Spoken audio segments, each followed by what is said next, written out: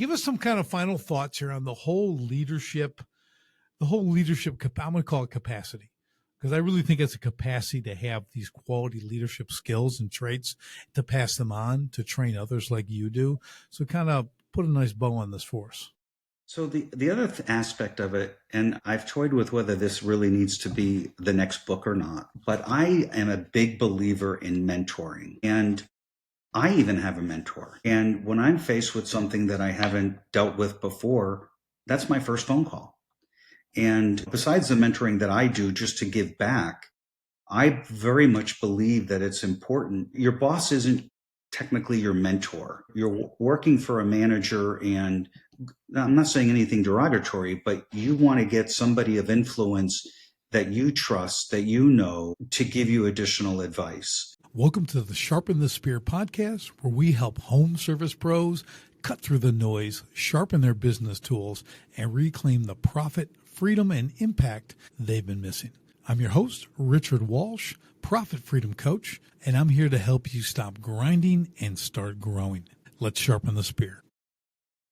And we are back on STS Sharpen the Spear podcast with another incredible guest. I've got Jim Carlough with us today. And Jim, it's a tradition at STS. No one knows Jim better than Jim. So Jim, give us the backstory, bring us up to speed, and we're going to get into a great conversation. So the first thing I'll say is I'm happy to be here, but my mother warned me that I had a great face for radio. So, I'm not sure if your viewers will get a glimpse of the face or not, but it's okay. I think our mothers knew each other, because mine said the same thing.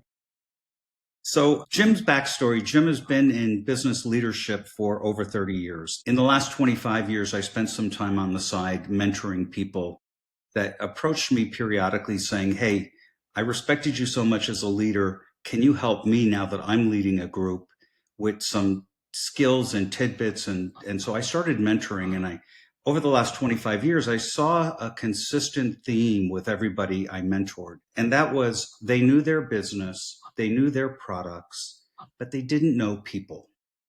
And so I started to focus all of these people on the people aspect of leadership. And most people, and I'm sure some of your listeners can relate, did a great job as an individual contributor. Somebody came to him and said, hey, we're putting you in management. You said, okay. And then you got there and there was no book or pathway for you to follow to learn from, unless you were lucky enough to work in a very large corporation that offered business or leadership development courses. So in that time, I started taking notes of all the things. And about 2 years ago, I got very frustrated with what I saw as a lack of integrity in the media and lack of integrity in business and lack of integrity around the world. And I said, I think it's time I put my pillars to work. And so I started writing a book about what I call the 6 pillars of effective leadership. Came out in last December. It's having some success and it's resonating with a lot of people. And I wanted it to be me giving back what I've given to the people I've mentored over the last 25 years, but also something that others who are thrust into leadership could be given a roadmap that they could follow. And if they did that, they would dramatically change the way they lead and the way they develop people and the productivity and the collaboration of their teams and even more. And so that's the backstory on Jim, the Reader's Digest version, and we can go from there. Well, I love it, Jim. I think the primary thing, what you said, was too many leaders don't focus on people. And I was this way for my first 20 years in business. Okay, I'm about accomplishing things, getting the work done, all that kind of stuff. And if you couldn't hang, get out. Okay, I didn't care at all about the people. I'm always transparent about that. I cared, but I didn't care from like a leadership standpoint. And it was after I lost everything, restarted, started to look at everything and things I did wrong. And I didn't look at that at first. That kind of came a little bit later after my second business. I started to really realize it really matters not just who's on the team, but how we treat them. Right. And secondly, I'm like, okay, now I want a business that runs itself, right? Not me. So now I had to create those leaders, right? To go from there. So now I had the real challenge. Like, how do I do that? I can be confident enough to not be there all the time. Right. So that's one of those big challenges. So I'd love to hit on at least a portion of these 6 pillars and kind of let people know. Maybe we'll do a high view here just so they understand, because you've really got it dialed in, and I want the audience to really get a good feel for what these are. Well, and I'll reflect too, because I was on a podcast a few weeks ago and somebody asked me about what I was like when I was a first time leader. And I was thrust into leadership in 1983. In 1983, much like the military, the leadership was authoritarian and you did what I said to do. And I actually said on this podcast, I need to find these people and apologize, because I was horrible. I was the same way as you were. Here, this is what you're going to do. You're going to get it done. And I want it done by Tuesday at 5, period, end of story. I do not do anything of the sort today. So that being said, 6 pillars, and I actually started with more than 6. I had 15 to 18 at any given time. And then I felt that that was too much to put into a book for people to follow.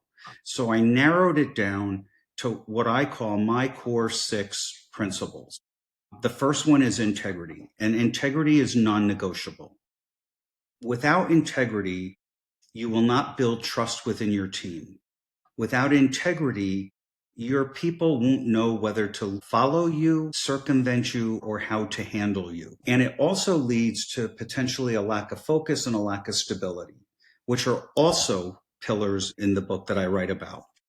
And then in addition to that, I included compassion and empathy. And those are 2 very different things. And I think leaders have to understand when to apply empathy and when to apply compassion. And in my view, compassion, you can't solve the problem, but in empathy, you potentially can solve the problem. But in either case, as a leader, you owe it to your employees to respond. So if you're a leader that just sits behind your desk with the door closed, you're not going to be successful. Right. You're not going to notice when Richard comes in and his head is hanging down a little low today. And when you need to go and be inquisitive and say, Richard, is everything okay today? Sorry to use you as an example. But the reality, you do have to notice those nuances. And if you're a leader that is not involved with the people that work directly for you, you're disengaged. And your team is just ultimately going to fall apart. So we got integrity, compassion, we got empathy, we got focus, we got stability. And the last one I threw in was humor. And when I talk about humor, I don't talk about being a stand-up comedian.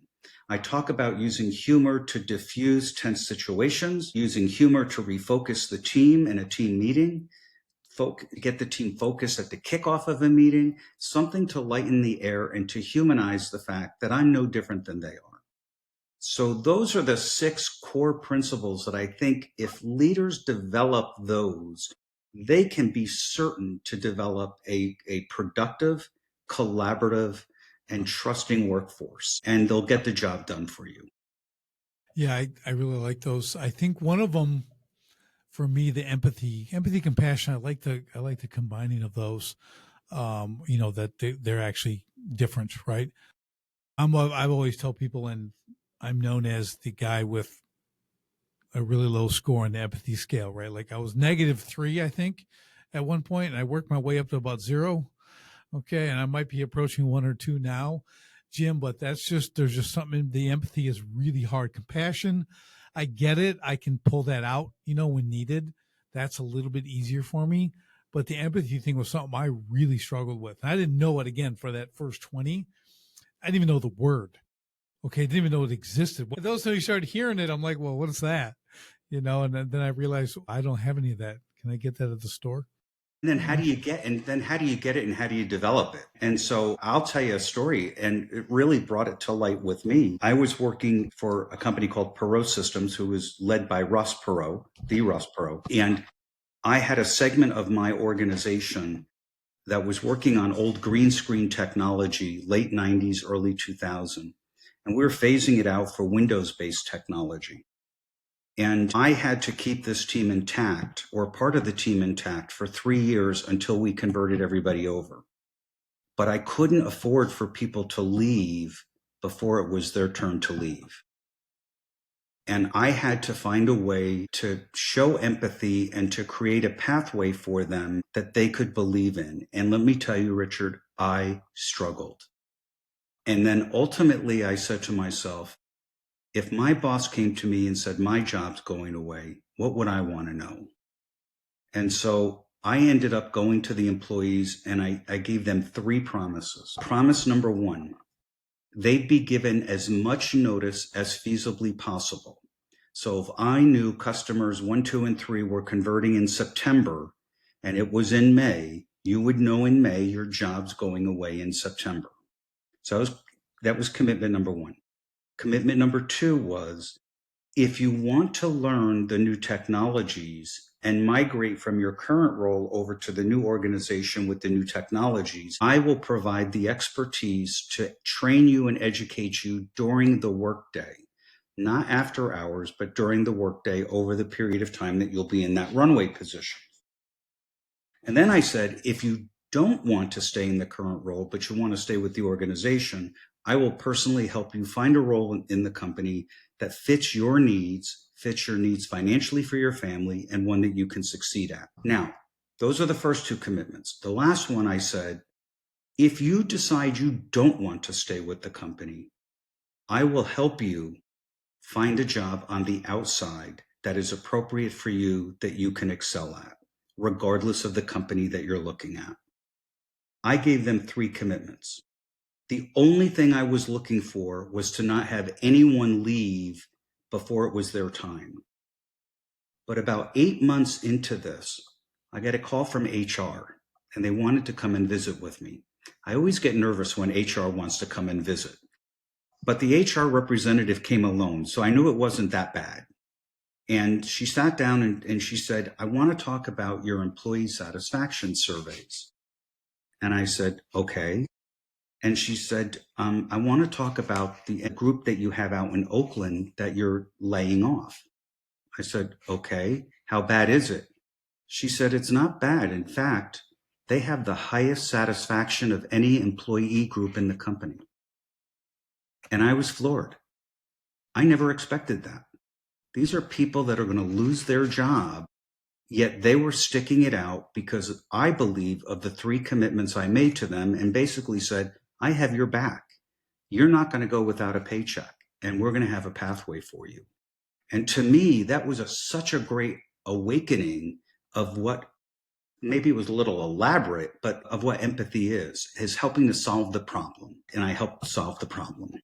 Yeah, I like that. I think when you're applying something like that in a situation, because a lot of time for me, the empathy is this, I guess it's understanding. Empathy is really understanding, right? Having this level of understanding, and it's not compassion. That's why, again, I'm glad you defined those 2, because I think people muddy that a little bit, and they think empathy is compassion. It's really not. It's a very different thing. And correct me if I'm wrong, Jim, but it seems like empathy is really an understanding. It's a level of understanding, right? Like you understood this, then you created a solution. Correct. It's putting yourself in their shoes. Right. Right. Yeah. And it's hard. Like I said, it's very hard. It's a very difficult thing, especially, and I will say, I'm going to air quote, as we get older. Okay. And I'm going to leave it at that. But we have all these experiences, and we have life experience, and we've dealt with a lot of people and stuff like that. And you can really go lower on the empathy scale after dealing with people for so long, combining disappointment and non-performance and all that stuff, not blaming the people. Eventually you learn that, well, I guess it's my fault since I'm the leader. I'm the one who let these guys down. So again, the empathy started turning back around once I really started taking the ownership for the position at the top. And that's when I began to learn I have to create leaders, because I have a real weakness in that area, but who doesn't? I got to put other people in charge, because I can't be running everybody. Because I'm too, what do they call? I'm too siloed in a sense, right? I'm sure you've seen that more than once or twice in businesses, right? Definitely. But to me, it's important that people understand these principles so that they can be successful. And it's also why I say people aren't born leaders. Leadership is developed. And I don't care what scientists say about a gene that floats around in your body that says you're going to be a leader or not. The reality is, it's an evolution. I was horrible when I started. There may be some people today who would still say I'm horrible, but the reality is I'm far more successful today with highly productive teams as a result of having these principles. And I think if you can instill these principles in your teams, you'll be able to handpick your leaders rather easily because you'll see it. They'll stand out. Yeah, I agree. The principle aspect, the integrity aspect, those kind of things are things you have to look for because, again, I'm with you. Leaders aren't born. They're just not, I mean, it's just because it's a learned trait. It's a learned skill. I improve my empathy. I've improved compassion. I've improved all my leadership skills. I have the saying with my kids. I got 6 kids and they're all like upper teens now and 20. And I'm like, just be who I am, not who I was. That's why I tell them, like, you don't want to. That's why I didn't have kids that first 20 years. Okay, like in business, it didn't go so well. I waited till I was much older, and it's better. Everything turned out much better. But it really is. Again, we have the luxury of looking back, right, over a long series of time, and me multiple businesses, going, wow, I really grew into a much better leadership position. Totally agree. And I often tell people, it's funny. I tell people, don't be Jim. Be yourself, but have the principles that you apply that best supports, what you're trying to accomplish. But, I'm one of those nutcases that when he wakes up at 3 in the morning and can't go back to sleep, will go bang out a bunch of emails. And, my teams see that and they're like, do you ever sleep? And I'm like, most nights I do, and I sleep rather well. But occasionally I don't. So, put it to use and get bored doing emails and then go back to bed. You know what I think is the struggle, Jim, is you got the principles, right? But it's kind of what's the test? How do you interview someone and test for these principles? There has to be some grounding, right? Integrity, you're not going to really teach an adult integrity. Okay, I'm pretty sure that at least I don't think you want to spend that amount of time. It might be above your pay grade. I'm like, if you're coming with no integrity, I need to know because you're all of a sudden not going to have integrity. That is something that, I mean, everyone can change. Don't get me wrong, but like there's some things like character, like these are things like, man, if you're 8, I can probably do something with you. Okay. But if you're 28, you're pretty much dialed in, right? This now we're looking for a fit, but we have to determine what that character, that integrity, those levels of empathy. So kind of from a high view, how are you actually determining that stuff with team members or possible, future hires and things like that? So with future hires, I ask everybody the same 2 questions. Think of your favorite boss and tell me the 3 or 4 characteristics that you respected and liked the most of that boss. And then anytime I ask for the positive, I'll always ask for the negative. So then I'll say, okay, Richard, now think of your least favorite manager and tell me the 3 or 4 characteristics that you disliked the most. And let me tell you, integrity comes out in that question. Right. You're right. I see it. And people will, it's interesting because sometimes they have to stop and think about it, but we've all had a leader from hell, right? We all have. It's just the nature of the world, right? The old 80-20 rule. 20% of the population is not going to be conforming and 80% is. And so everybody has them. I had them. And you learn from them and you learn what to look for and what to ask the next time you interview for a job. But yeah, I use those. That's a question I ask all the time. And for an existing employee, let's say, for example, they just transferred into my department or I'm thinking of moving them in, I'll still ask them the same question because they're new to me and I want to understand. And the other mistake that leaders make a lot in this area is when you take over a new group, they go in and they immediately start talking about what they're going to change as opposed to going in and listening. Yeah. That's a Marine Corps thing we learned. It's all observation. First 2 weeks, you don't say a word. Correct. You're just watching and you just watch how people behave. And I'm going to jump back real quick on that, asking those 2 questions. What'd you like about a former, your best favorite, all that? And then what'd you dislike about the word? I think that dislike question is the real linchpin there because, and again, correct me if I'm wrong here. What I'm seeing is if you're asking that, you're going to see what they value. If they dislike this guy lied all the time and stuff like that, okay, the man loves the truth. He doesn't want to be lied to. We're talking integrity, right? So you start to, I really like that, Jim. I think that's one of those things where and some people may ask that and they're listening about, well, it's a bad boss, but no, why does that person not like those things? That's what you're looking for, right?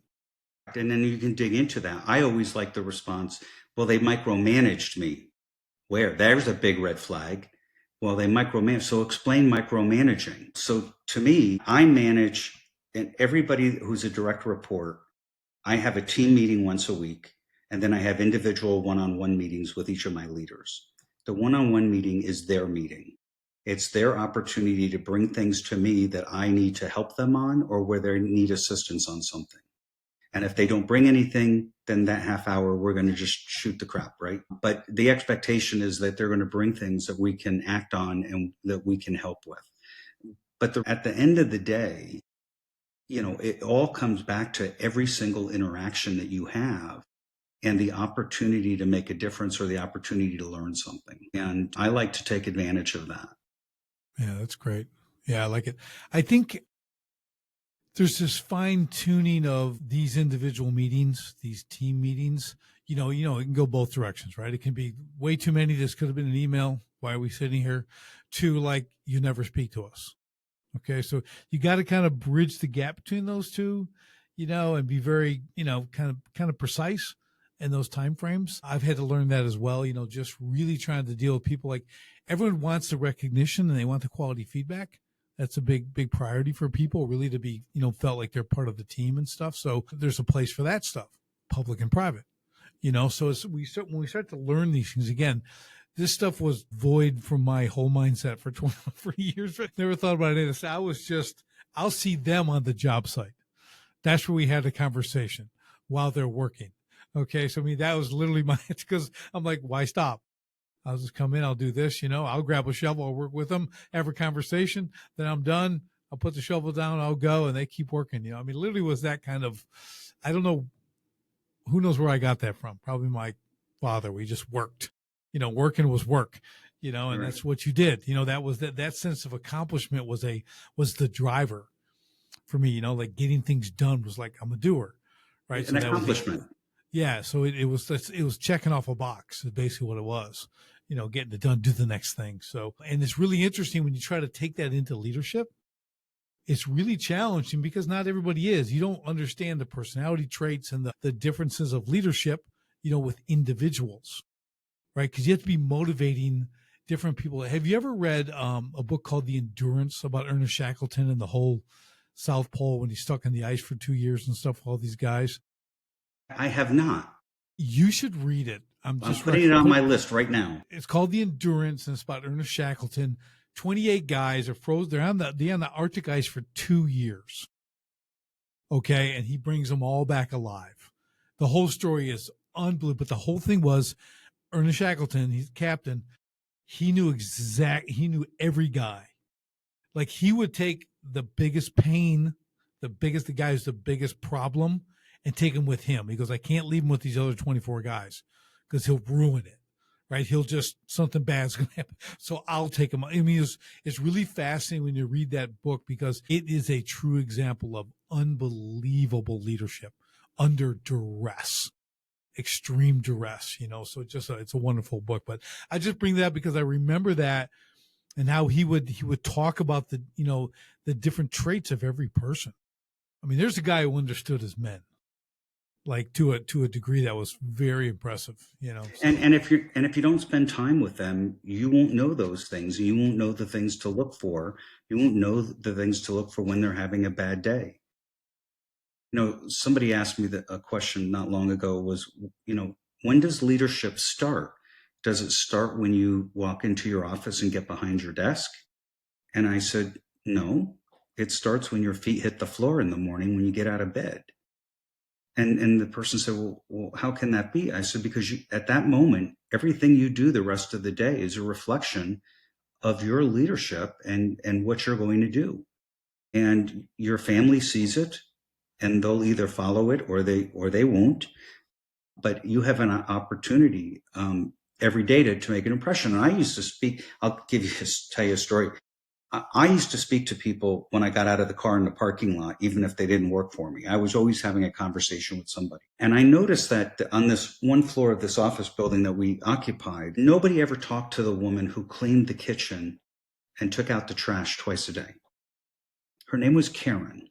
And I talked to her every day. And I always got a smile on her face. And she always had a smile when she saw me. But I noticed nobody else would talk to her. And yet she's picking up after them and cleaning their dirty dishes and picking up their trash. So one day I sent an email to everybody on the floor. This is a true story. I said, the first person that can tell me the name of the individual who cleans the kitchen twice a day and takes out your trash, I will give a $50 Starbucks card. I hit send, and I just went out and stood on the floor. And all of a sudden, I see these heads popping out of cubicles and people starting to walk all around trying to find Karen. Yeah. And they eventually cornered Karen and scared the bejeebies out of her. Yeah. So much so she ran to her supervisor, who promptly called me and said, "What the heck are you doing?" And I explained it to her. She said, "You should have warned me so I could have told her." But I was trying to tell the people that Karen's on your team. And you don't even acknowledge her presence.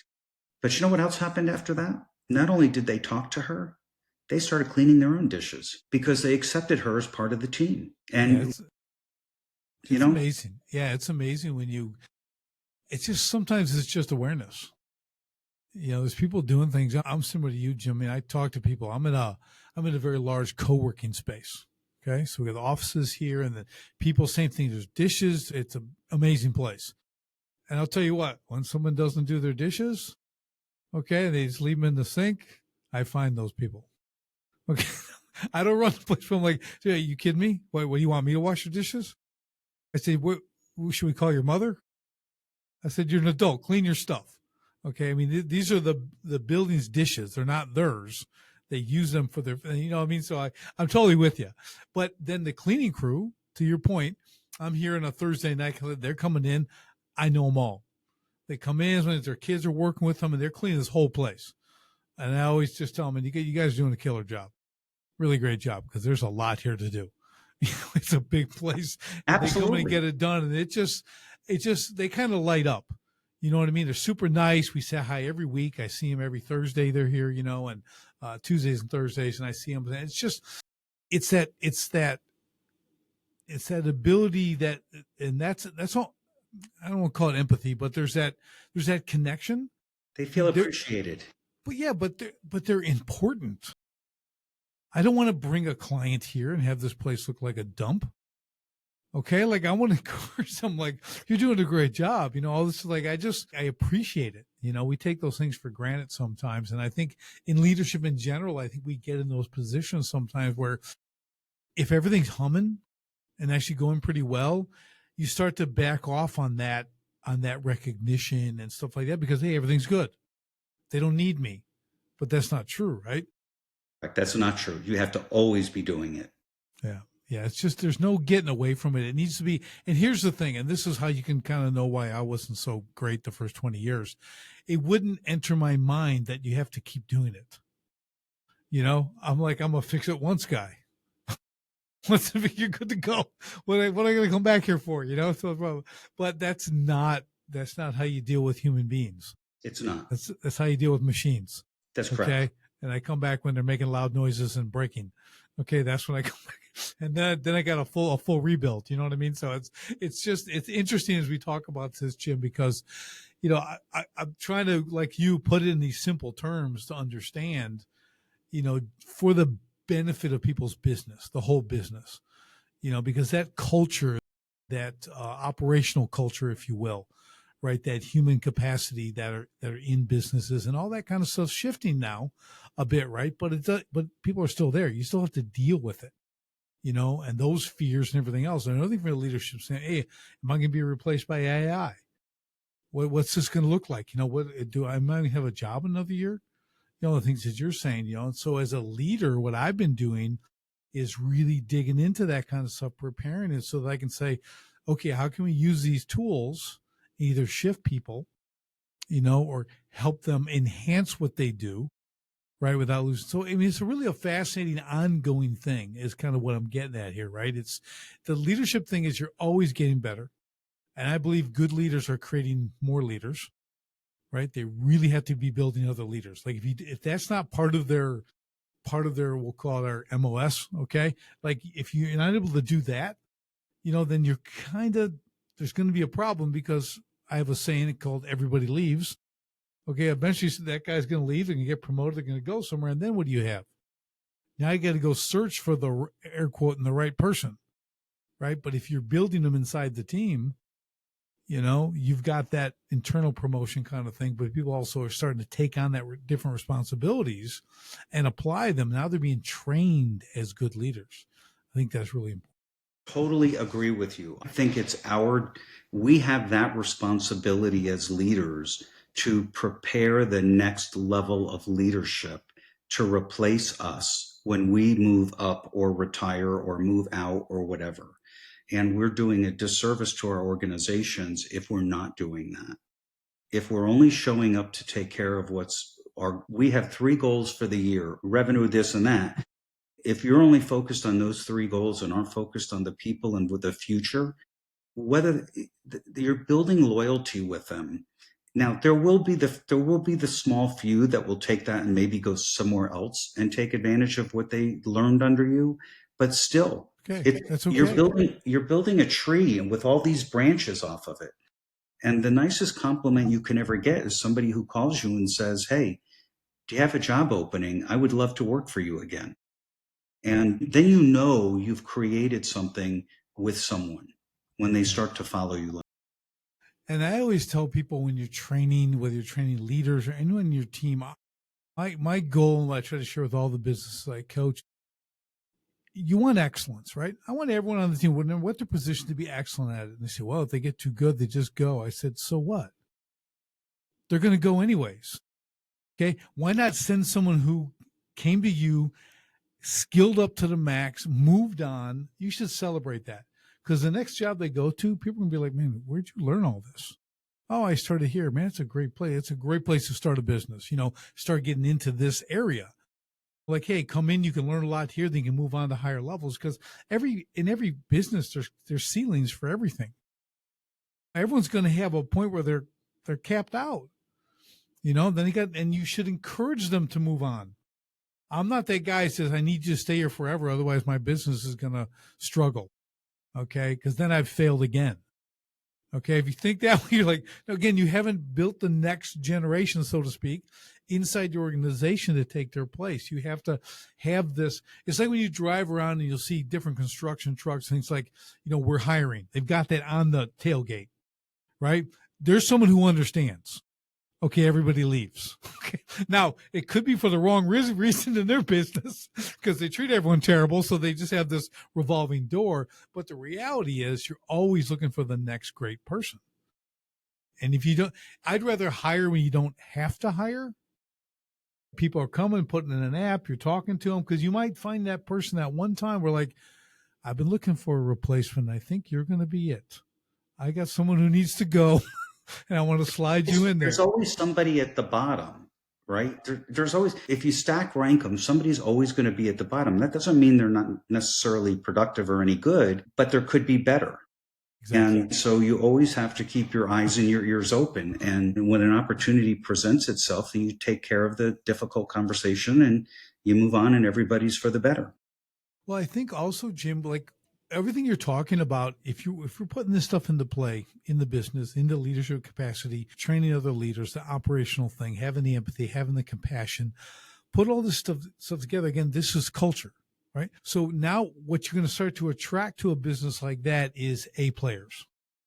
Okay, like you said, the word's going to get out, and I've seen it in a ton of it. Like people will even take a pay cut to come work there because the atmosphere is great. They know how to win every day. They've got all this stuff laid out for them. But the reality is like you'll start getting these A players who come because you've built a business that's worth being a part of, right? So there's a lot of additional benefits, almost, I don't want to call them unintended consequences, but I mean that on the good way, right? Like you build all this stuff and wow, I'm getting all these great people who want to work here. like you said, there may be a little trade-off, kind of like sports. I'm going to trade this guy. He's not so good. I'm going to get a better kicker. I'm going to get this, he's going to go to a different team. You can go here, so it's the same principle. You're trying to build a team of excellence, but until you have that foundation and that operational foundation, that leadership foundation, I don't think you can attract the best because they don't want to work at a place like that. I agree. And I also make it clear to them that, these are the principles that I guide by and that I manage by. And my expectation is, everybody on this team's going to operate with absolute integrity. It's, the days of selling vaporware in software are long over. Individuals who make decisions, purchasing decisions, can't make a mistake anymore. If they make a mistake and hire the wrong thing, their career's ended, or that job with that organization is ended. And so if you're not building trust with your prospects, if you're in sales, you're not going to have someone who trusts you and or your organization and may or may not buy your products and services. And so the culture has to transcend the entire organization. Right. You're hitting a really good point here. We should dive into this a little bit. Is a lot of us have heard the know, like, and trust. People like to buy from, they got to know you, they got to like you, they got to trust you. Okay. Which is true. I think it's become now it's know, love, and trust you. Like's not good enough.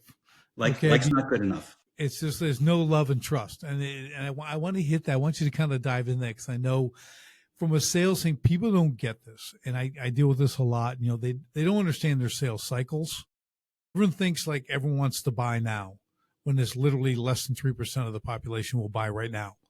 And here's the thing, when people like, you have to understand that. So now the know, love, and trust, but over what time period does it take to create those three things with a potential client or customer, right? It could be 21 days, could be 6 months, could be, who knows? The real good companies I work with, they have down to the day, like it's 21.4 days. Okay. They let me know that's the average on our sales cycle when they first, check in. I'm thinking about this, and it's 21.4 days on average until that purchase is made. Now our sales cycle is a bit longer. It's more like 8 to 9 months.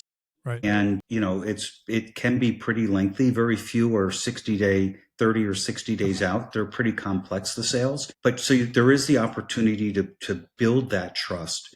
And it's interesting because you can see in the sales that we don't get, and you start analyzing who were their champions, who were their detractors, and, what were the things you talked about? And you realize, well, they only had one relationship. Well, that's not going to cut it. You're selling to an organization. There's more than one buyer. There's always more than one buyer. And because somebody else is going to have to sign off, unless you're just dealing with the chairman of the board or the CEO, which is unlikely.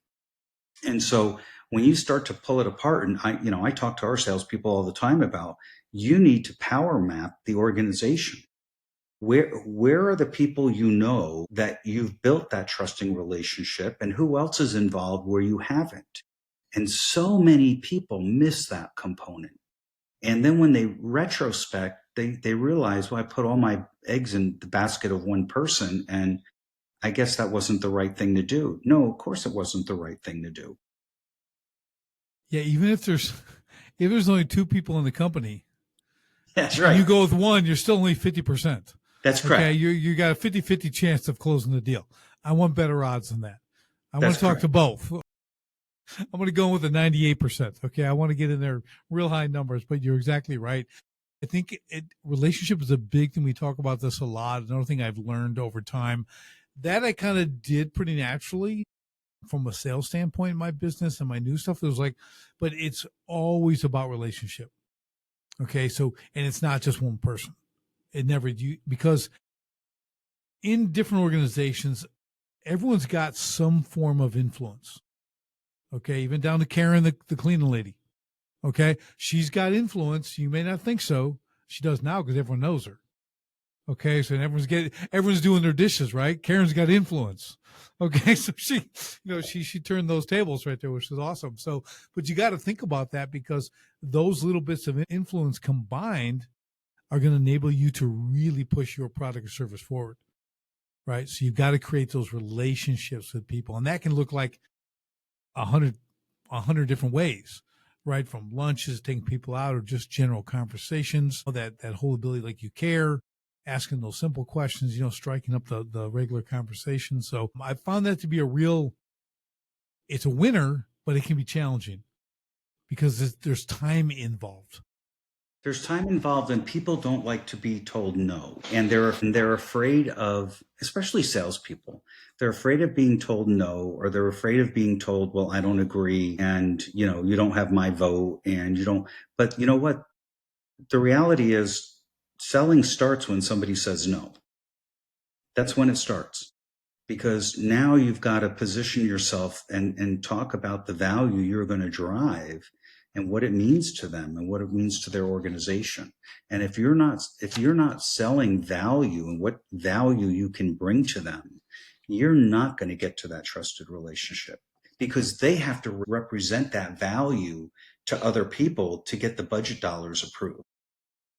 Right. Yeah. I mean, that's what it's all about. And you're right. I mean, no is it's just a word. It's tell me more. No means tell me more. I don't know enough. That's what no means. That's correct. That's it. It's just tell me more. Oh, no. Oh, that's interesting. And you got to, tell me more. Tell me more. Well, tell you more about why you said no. And you got to pull out those objections, right? But again, it's relationship. You got to build. You don't just turn around and leave.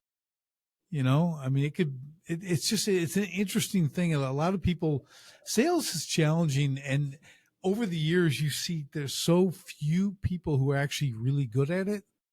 I mean, I think it's 10% of all salespeople make 90% of the money. I believe that. I think that's the numbers I researched stuff. It's like, because they're the only ones who call more than 3 times. They're the ones who follow up religiously. Right. It's all part of their system. They're the ones who build a relationship.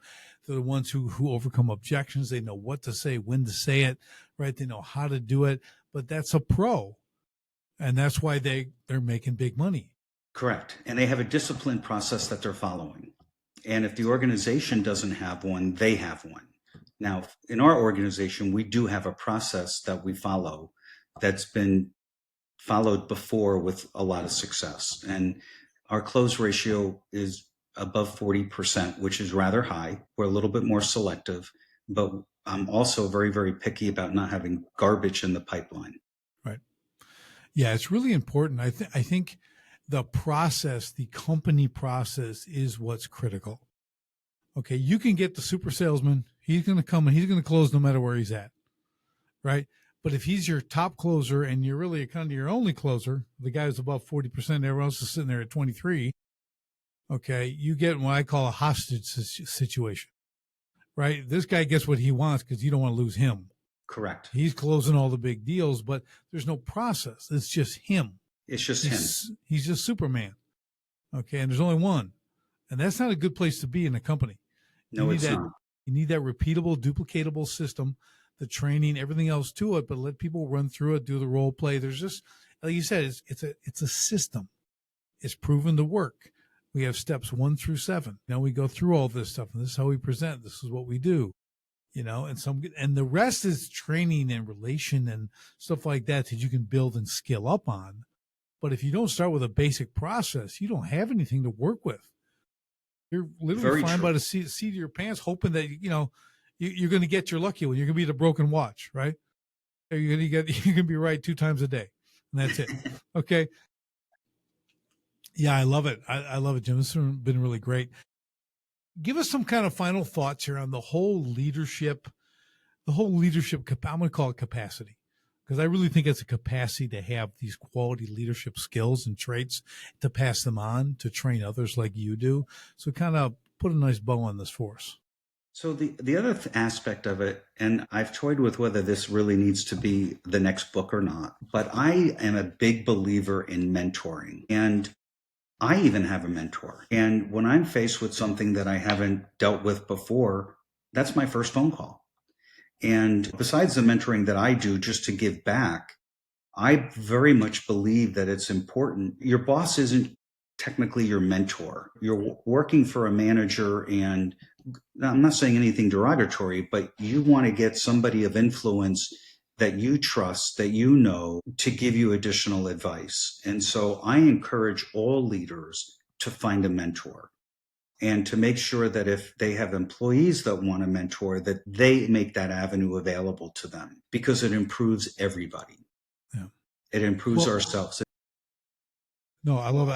I think it's great because when you have a mentor, okay, there's no emotional attachment to your business.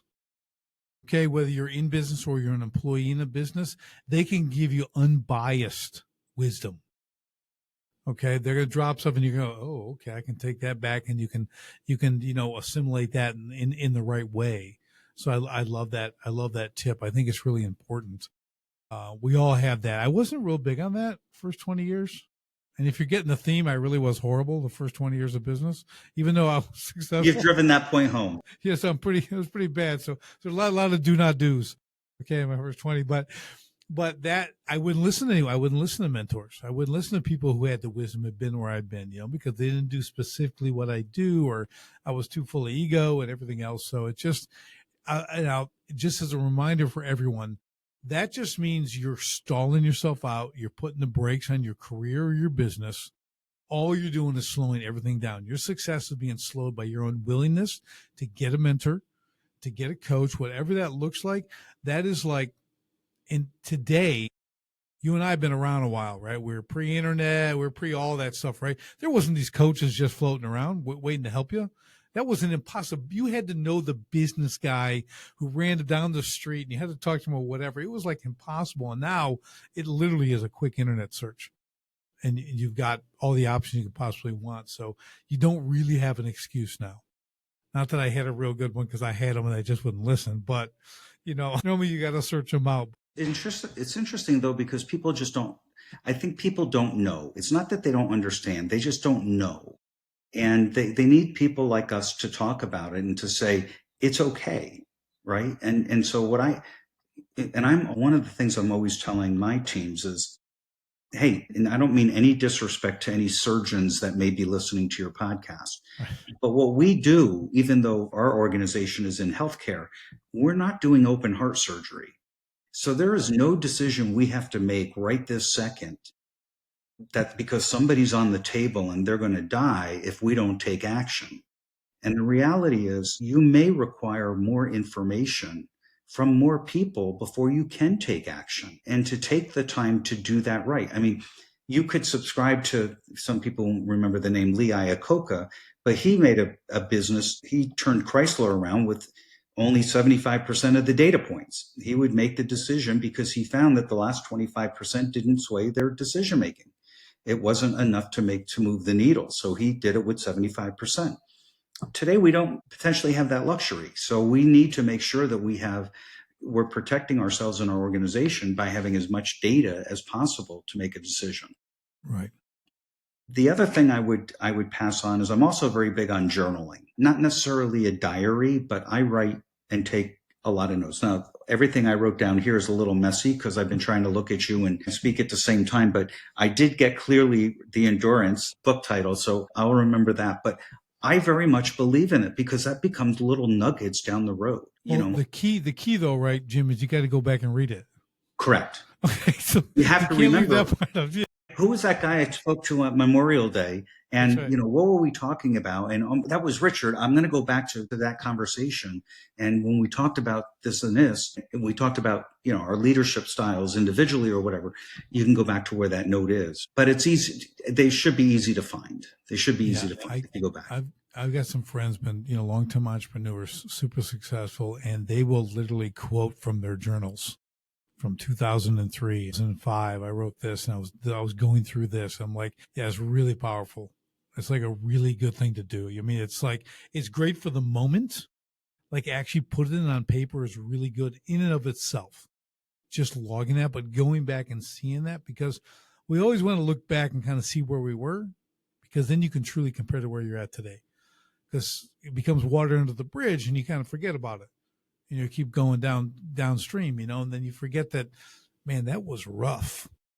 That was a rough patch in, 2003, and, come March of 2003 was rough, and you see it and you go, but what did I do? And then you see yourself coming through it. And not only is that good for you, but that is, again, if you've got kids, you got people to hand down, you want to mentor, what a great mentoring tool. You can share that kind of stuff because that legitimizes the whole experience. I love that. Correct. It also, I find, and this could be just me, your brain has only so much capacity, right? And you and I have been around so long. That's why we don't have much hair, because their brains are just getting too big. But the reality is we can't remember everything. But I find that the things I write down when I'm note taking and journaling are the things that my brain retains. And I can recall those. And sometimes I recall useless information. Like I still remember my first driver's license number that I got in the 70s. Don't ask me why, but I still remember it. But it's because I wrote it down once or twice on an application. Yeah, and they say truly the pen on paper, not a keyboard, that's the neuromuscular connection. Doing it, that really ingrains it in your brain. So I always handwrite all my stuff. All my notes are handwritten. I can't do them on a laptop, an iPad. That's useless to me. Okay, I'll post-it notes. I got. Yeah, because millions. I have found that while you're keying, you have a hard time listening and focusing. And I think it's because we're worried about pushing the wrong key and making a spelling error. Whereas you can almost use a little bit of shorthand as your journal and take your own notes. Yeah. And it becomes that, like you said, the connection with the brain. Yeah, it's really important. So there's some things that are just timeless, and that pen to paper, to whether it used to be a scroll, right? It used to be a scroll. It used to be this stuff. They transfer stuff on there. I mean, there's just power to that. You can't, when I wrote my book, I didn't type it. I wrote it. Okay. I wrote it. Then I would type it so the editor could read what the heck I wrote. Okay. But for me initially, it's like, I'm just writing because it's a little slower, but my thoughts are coming out. So as I'm writing this down, the next thought comes out, and it'll just continue to write and write. And I've done this since I was a little kid. I've written stuff, and it seemed to work for me. But now I understand the science behind it. Like sometimes you do it because it seems to work, but now you're like, wow, that's why I remember this. I'm like you. There's poetry I remember and stuff like that. That like how? Okay, I learned that 40 some years ago. Like whatever, and it's great. I love it. So yeah, you got to find the little tricks. You got to find these little things that can help you just in big ways, bigger ways than you would imagine. And they are big ways. I mean, the fact that you can retain some of that information, you're able to use it. I was at a meeting a week ago and a question was asked and it was asked of me and I answered the question. And afterwards, one of my coworkers said to me, "How did you know that?" And I'm like, "I don't know.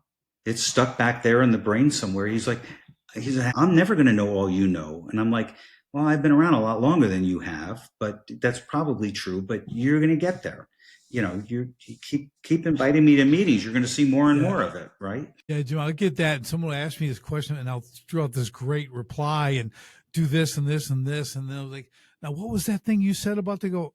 "I don't know. This is like impromptu on the piano. It comes out once." I go, "I have no idea what it's. Maybe you'll catch me doing it again some other time." But I'm like, there's just it's there, and I get pulled out when it's needed, and I forget it. I said, so I know I got this stuff inside, but and it's like that's true. I'm like, I don't know. Like you got to take notes. When I'm speaking, you got to take notes. I'm not going to remember. That's true. It is so true. It is so true. Yeah, if it's not written down, it's not important enough. But that's the blessing of time in the game, wisdom, experience, knowledge, all three of those things. Okay, those are a really good combination. You don't get that when you're 20. You don't. You don't get wisdom, experience, and knowledge. Okay, that is like, I won't even put a number on it, but it's later. Let's just say it's later, much later, but it's something you want to strive for. And when you talk about mentoring, that's who you're looking for. Correct. Do they have those three things? Wisdom, knowledge, experience. That's the person you want to be your mentor. That's correct. And I have often said to people, and I'll say it to your audience here, if you want a mentor and are having trouble figuring out what type of person, find me on the internet and schedule a call. I'll be glad to talk you through, what I would look for in your situation for a mentor. And I've had people do that, and we end up with a list of people that they know and the characteristics about them and how they can help them. And then they can go and have conversations with them to see if they would sign up for that. That's great. So that being said, how do people get your book? about the 6 pillars and all that. How do they follow you, connect with you, whether it's LinkedIn or wherever you're at? Just give us kind of the details, and I'll put them in the show notes. So I am on LinkedIn. I am on all of the socials. My website is just my name, Jim Carlough, no spaces in between.com. My book is available on Amazon, Barnes and Noble. It's also available through my website. And so if anyone is interested in purchasing it, they can find it there, or they can go to Amazon, or they can go to Barnes and Noble. So it's been out since December. The stats are pretty good. I passed the 100 mark a while back, and we keep plugging along. So just trying to grow the audience. I love it. I love it. Well, you did a good job here, Jim. I really appreciate taking the time today, sharing your wisdom, knowledge, and experience. See, that's what we get here. We only bring on the best, and this has been one of those. And I really appreciate all the time today, just sharing with the audience. And it's been awesome. Absolutely. And for everybody else, we'll see you on the next STS podcast. Thanks for tuning in to Sharpen the Spear podcast. If today's episode helped you think sharper, act smarter, or see new profit potential, do me a favor. Share it with a fellow home service owner and leave a quick review. Ready to find the profit hiding in your business? Head to sharpenthespearcoaching.com and book your free profit discovery call today. And until next time, keep sharpening.